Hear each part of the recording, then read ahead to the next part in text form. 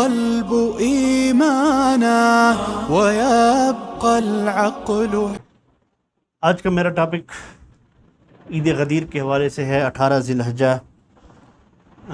چونکہ بعض ہمارے روافض شیعہ حضرات اس دن عید غدیر مناتے ہیں، تو اس حوالے سے ایک کسی نے پوچھا تھا کہ اس کی شرعی حیثیت کیا ہے، اس کی حقیقت کیا ہے. تو اس حوالے سے بتانا مقصود تھا کہ اس کی حقیقت کیا ہے، یہ اس واقعے کا پس منظر کیا ہے، حدیث کے بارے میں علماء کرام کی آراء کیا ہیں، اور اس کا صحیح مفہوم اصل جو کیا ہے وہ مختصراً بتانا آپ کو مقصود ہے. نبی کریم صلی اللہ علیہ وسلم نے جب حجۃ الوداع سے مدینہ منورہ واپسی کے موقع پر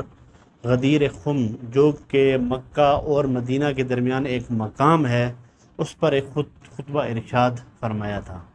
اور اس خطبہ میں حضرت علی رضی اللہ تعالیٰ عنہ کی نسبت ارشاد فرمایا تھا، من کنت مولاہ فعلی مولا، یعنی جس کا میں دوست ہوں علی اس کا دوست ہے.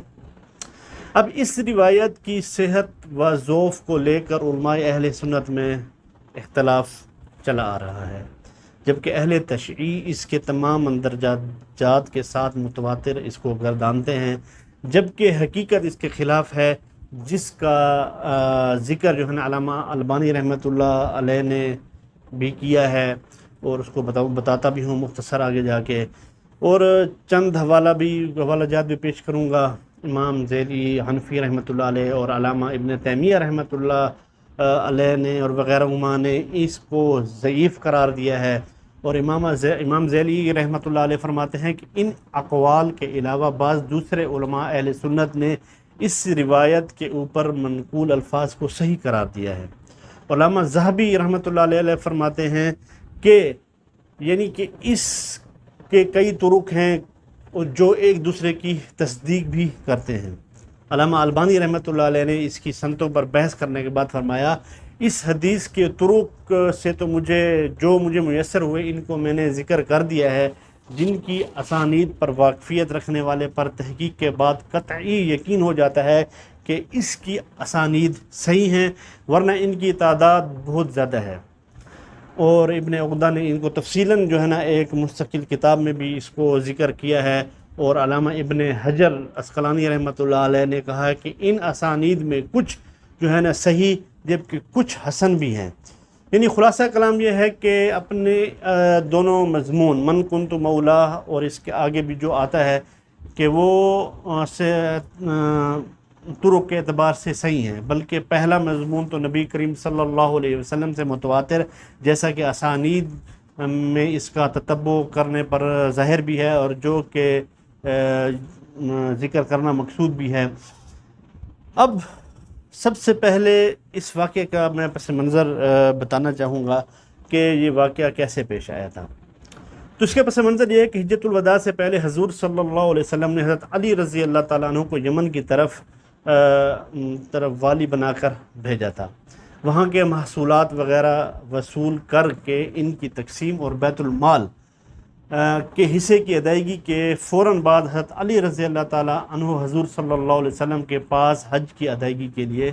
پہنچ گئے. اس موقع پر محصولات کی تقسیم وغیرہ کے حوالے سے بعض حضرات نے حضرت علی رضی اللہ تعالیٰ عنہ پر اعتراض کیا، اور یہ اعتراض براہ راست نبی کریم صلی اللہ علیہ وسلم کی خدمت میں حاضر ہو کر ان کے سامنے دہرایا گیا. تو حضرت آپ صلی اللہ علیہ وسلم نے انہیں اسی موقع پر انفرادی طور پر سمجھایا اور حضرت علی رضی اللہ تعالیٰ عنہ کی تصویب فرمائی، اور یہاں تک یہ بھی ارشاد فرمایا کہ علی کا اس سے بھی زیادہ حق تھا. نیز آپ صلی اللہ علیہ وسلم نے انہیں حضرت علی رضی اللہ تعالیٰ عنہ سے محبت کا بھی حکم دیا، اور حضرت علی رضی اللہ تعالیٰ عنہ کے بارے میں دل کی کدورت اور میل جو نہ رکھنے سے بھی منع فرمایا تھا. چنانچہ ان حضرات کے دل میں حضرت علی رضی اللہ تعالیٰ عنہ کی طرف سے جو ہے نا ان کے دل بالکل جو ہے صاف ہو گئے، اور وہ خود بھی اس پر بیان فرماتے ہیں کہ نبی کریم صلی اللہ علیہ وسلم کی اس ارشاد کے بعد ہمارے دلوں میں حضرت علی رضی اللہ تعالیٰ عنہ اور زیادہ محبوب ہو گئے، اور ہمیں ان سے اور زیادہ محبت بھی ہو گئی. البتہ اسی والے سے کچھ باتیں سفر حج سے واپسی تک قافلہ میں جو ہے نا وہ گردش کرتی رہیں، تو آپ صلی اللہ علیہ وسلم نے محسوس کیا کہ اس حوالے سے آپ صلی اللہ علیہ وسلم حضرت علی رضی اللہ تعالیٰ عنہ کی قدر و منزلت اور ان کا حق ہونا بیان فرمائیں۔ چنانچہ سفر حج سے واپسی پر مقام غدیر خم میں نبی کریم صلی اللہ علیہ وسلم نے ایک خطبہ ارشاد فرمایا، جس میں بلیغ حکیمانہ اسلوب میں حضرت علی رضی اللہ تعالیٰ عنہ کا حق واضح فرمایا، اور جن لوگوں کے دلوں میں حضرت علی رضی اللہ تعالیٰ عنہ کے بارے میں کوئی شک و شبہ تھا تو اسے یوں ارشاد فرمایا اور دور فرمایا، جس کا ترجمہ یہ ہے کہ یعنی کہ اے اللہ جو مجھے دوستی رکھے، اللہم من کنت مولاہ فعلی مولا، کہ اے اللہ جو مجھے دوست رکھے گا وہ علی کو بھی دوست رکھے گا، میں جس کا محبوب ہوں گا علی بھی اس کا محبوب ہوگا، اے اللہ جو علی سے محبت رکھے تو تو اس سے محبت رکھ، اور جو علی سے دشمنی رکھے تو تو اس کا بھی دشمن ہو جا۔ آپ صلی اللہ علیہ وسلم کے اس ارشاد کے بعد حضرت عمر رضی اللہ تعالیٰ عنہ حضرت علی رضی اللہ تعالیٰ عنہ سے ملے اور فرمایا، اے ابن ابی طالب آپ کو مبارک ہو، آپ صبح و شام ہر مومن مرد اور مومنہ عورت کے اب محبوب بن گئے ہیں۔ حضرات شیخین سمیت تمام صحابہ کرام رضوان اللہ علیہم اجمعین کے دل میں حضرت علی رضی اللہ تعالیٰ عنہ کی محبت پہلے بھی تھی اور اب اس سے بھی زیادہ ہوگی۔ جن چند لوگوں کے دلوں میں کچھ شبہات تھے تو آپ صلی اللہ علیہ وسلم کے اس ارشاد کے بعد ان کے دل میں حضرت علی رضی اللہ تعالیٰ عنہ کی محبت اور بھی زیادہ بڑھ گئی۔ اب اس خطبہ سے حضرت صلی اللہ علیہ وسلم کا مقصود یہ بتلانا تھا کہ حضرت علی رضی اللہ تعالیٰ عنہ اللہ کے محبوب اور مقرب بندے ہیں، ان سے اور میرے اہل بیت سے تعلق رکھنا مقتضائے ایمان ہے، اور ان سے بغض و عداوت اور نفرت و خدورت جو ہے نا وہ ایمان کے منافی ہے۔ اب اس پس منظر سے یہ بات بخوبی واضح ہے کہ حضرت صلی اللہ علیہ وسلم کا غدیر خم میں من کنت مولاہ فعلی مولا ارشاد فرمانا حضرت علی رضی اللہ تعالیٰ عنہ کی خلافت کے اعلان کے لیے نہیں، بلکہ حضرت علی رضی اللہ تعالیٰ عنہ کی قدر و منزلت بیان کرنے اور معترضین کے شکوک دور کرنے کے لیے تھا، اور حضرت علی رضی اللہ تعالیٰ عنہ کی محبت کو ایک فریضہ لازمہ کے طور پر امت کی ذمہ داری قرار دینے کے لیے تھا۔ اب اہل سنت والجماعت تو اس پر پوری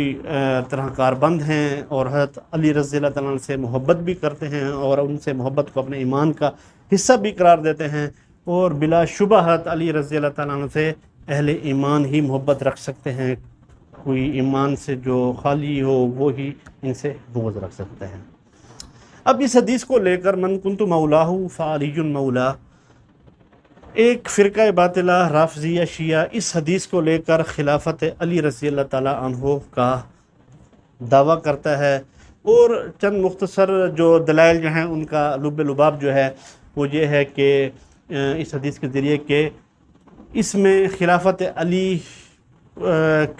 کو جو دلالت کرتے ہیں وہ یہ ہے کہ حدیث کے اندر موجود لفظ مولا کا معنی ولی اور سرپرست کے ہے، اور قرائن جو ہے نا وہ اس کی شہادت بھی دیتے ہیں، ایک دعویٰ ان کا یہ ہے۔ دوسرا یہ ہے کہ حضرت علی رضی اللہ تعالیٰ عنہ سے تمام مومنین کی دوستی کوئی مخفی اور پیچیدہ چیز نہیں تھی کہ جس کے لیے اس قدر تاکید جو ہے نا وہ حضور صلی اللہ علیہ وسلم کرتے اور بیان کرنے کی ضرورت ہوتی۔ اب یہ ان کے دلائل اہل تشیع ہے، اور اس بات کی کوئی ضرورت نہ تھی کہ اس بے آب و گیا اور جلتے ہوئے بیاباں میں اس عظیم قافلہ اس قافلہ دوپہر اور دھوپ میں روک کر ایک طویل اور مفصل خطبہ دیا جاتا اور سب لوگوں سے اس کی دوستی کا جو ہے نا اقرار لیا جاتا، لہٰذا اس لیے یہ اس بات پر دلالت ہے کہ یہ خلافت کے لیے تھا، حضرت علی رضی اللہ عنہ کی خلافت کے لیے تھا۔ اور تیسری دلیل وہ یہ دیتے ہیں کہ اس تاریخی واقعے پر تمام لوگوں کی طرف سے خصوصاً حضرت عمر رضی اللہ تعالیٰ عنہ اور حضرت ابو بکر صدیق رضی اللہ تعالیٰ عنہ کا ان کو مبارکباد پیش کرنا اس بات کی عکاسی کرتا ہے کہ یہ مسئلہ خلافت کے بارے میں تھا، جو کیونکہ انہوں نے اس کی تبریک بھی کی، مبارکباد دی، جو یہ بات دلالت کرتا ہے کہ خلافت کے لیے ان کو خلیفہ بنایا حضور صلی اللہ علیہ وسلم نے اپنا۔ اسی طرح ایک قصیدہ حضرت حسان بن ثابت رضی اللہ تعالیٰ عنہ کے اشعار میں بھی وہ بھی شاہد ہے کہ جن کے مضامین اور الفاظ واضح طور پر یہ دلالت کرتے ہیں کہ یہ جو حدیث ہے یہ خلافت کے بارے میں ہے۔ یہ ان کے 4 مختصر ہے، تو تفصیل ان کے دلائل دیے ہوئے ہیں، لیکن مختصر ان کا یہ جو دعویٰ ہے نا اس حدیث کے بارے میں یہ ہے۔ تو ان کے دلائل کے جواب تو اس طرح ہے کہ جس طرح کہ انہوں نے سب سے پہلے کہا کہ ولی کا مطلب سرپرست ہے، تو محدثین نے ولی کے بہت زیادہ مطلب بیان کیے ہیں، آقا، یہاں تک تو کچھ رافضی تو مولا کا مطلب کہ خدا بھی کہتے ہیں، کہ نعوذ باللہ بہت علی رضی اللہ تعالیٰ عنہ کو خداؤں اللہ تعالیٰ کا بھی خدا کہتے ہیں، کہ یعنی خدا کا خدا بھی کہتے ہیں، لیکن بعض اس میں سے اللہ تعالیٰ حضرت علی رضی اللہ تعالیٰ عنہ کی الوہیت کے قائل ہیں، ٹھیک ہے نا، اس کو خدا مانتے ہیں، ٹھیک ہے نا۔ اگر اس طرح ہے تو پھر تو عیسائیوں اور آپ کے عقیدے میں کوئی فرق ہی نہیں ہے، اب تو پھر یہاں پر 3 خدا ہو گئے۔ من کنت مولا، حضرت اللہ تعالیٰ مولا ہے، اس کے بارے میں تو کوئی شک و شبہ نہیں ہے۔ اب دوسرا من کنت مولا، کہ جس نے مجھے مولا مانا، یعنی حضور صلی اللہ علیہ وسلم اپنے بارے میں کہہ رہے ہیں، کہ کیونکہ آپ تو پوری حدیث کو سیدنا مولا کے مطلب خدا کا لے رہے ہیں،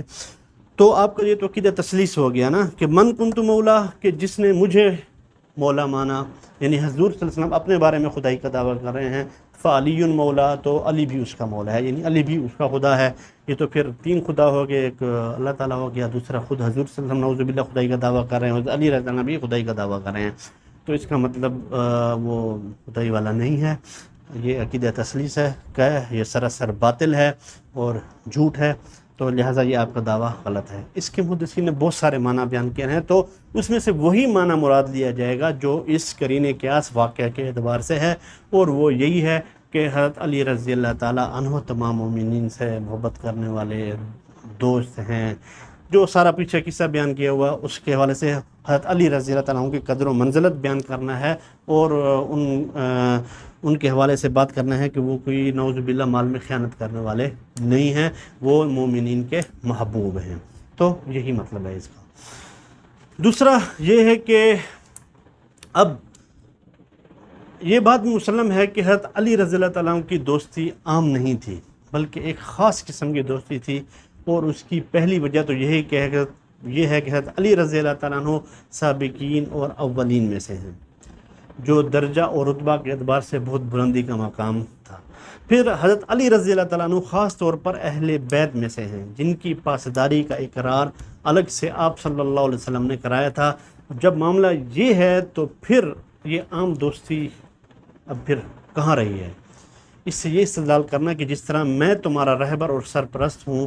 علی بھی رہبر اور سرپرست ہے، بالکل غلط ہے، صحیح احادیث اس کی تائید نہیں کرتی۔ یہ مفہوم تو متعصب ہی نکال سکتا ہے، انصاف پسند سے اس قسم کا مفہوم جو ہے نا وہ بعید ہے۔ آپ صلی اللہ علیہ وسلم نے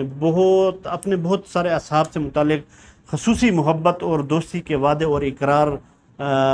لیے ہیں کئی مواقع پر، تو کیا وہ سب خلافت اور پھر ولایت کے لیے وعدے تھے؟ اب جیسے کہ اس موقع پر حضرت علی رضی اللہ تعالیٰ عنہ کو خصوصی مبارکباد بھی حضرت عمر رضی اللہ تعالیٰ عنہ نے دی، تو اس سے بھی یہ روافض جو ہے نا وہ دلالت کرتے ہیں کہ یہ بھی ان کی دلیل ہے خلافت کی۔ تو اب خصوصی طور پر حضرت عمر رضی اللہ تعالیٰ عنہ کو مبارکباد دینا، جیسا کہ مسند احمد کی احادیث کی بعض روایت میں بھی یہ ثابت ہے، لیکن اس سے خلافت علی رضی اللہ تعالیٰ عنہ پر استدلال کرنا بالکل بھی صحیح نہیں ہے، کیونکہ اگر معاملہ یہی ہے ہوتا تو حضرت عمر رضی اللہ تعالیٰ عنہ نبی کریم صلی اللہ علیہ وسلم کی وفات کے بعد خلافت کے لیے حضرت ابوبکر رضی اللہ تعالیٰ عنہ کا نام پیش نہ کرتے۔ صرف مبارکباد پیش کرنے سے مسئلہ کیسے خلافت کا ثابت ہو گیا؟ ایسی مبارکبادیں تو اور بھی ثابت ہیں، جو نبی کریم صلی اللہ علیہ وسلم نے حضرت کعب بن مالک رضی اللہ تعالیٰ عنہ کو ان کی توبہ کی قبولیت کی مبارکباد دی، کے موقع پر مبارکباد دی۔ آیت تیمم کے نزول پر صحابہ نے آل ابوبکر صدیق رضی اللہ تعالیٰ عنہ کو مبارکباد پیش فرمائی، اور ان کے علاوہ اور بھی مبارکبادیں ثابت ہیں۔ محض مبارکباد سے مسئلہ خلافت جو ہے نا وہ ثابت نہیں ہوتا، مبارکباد سے حضرت علی رضی اللہ تعالیٰ عنہ کی قدر و منزلت ضرور ثابت ہوتی ہے، جس کا ہمیں اقرار بھی ہے اور ہم اقرار کرتے بھی ہیں، اور اس سے مولا کے معنی زبردستی حاکم اور خلیفہ کے لینا جو ہے نا وہ محض غلط ہے، اور یہ آپ کی خام خیالی ہے۔ اس کی ایک وجہ یہ بھی ہے کہ اگر مولا کا معنی حاکم یا خلیفہ جو ہے نا وہ مان بھی لیا جائے تو یہ سیاق و سباق کے خلاف ہے۔ اب ظاہر سی بات ہے کہ نبی کریم صلی اللہ علیہ وسلم کی موجودگی میں حضرت علی رضی اللہ تعالیٰ عنہ کا حاکم اور خلیفہ ہونا خلاف حقیقت ہے، جبکہ بات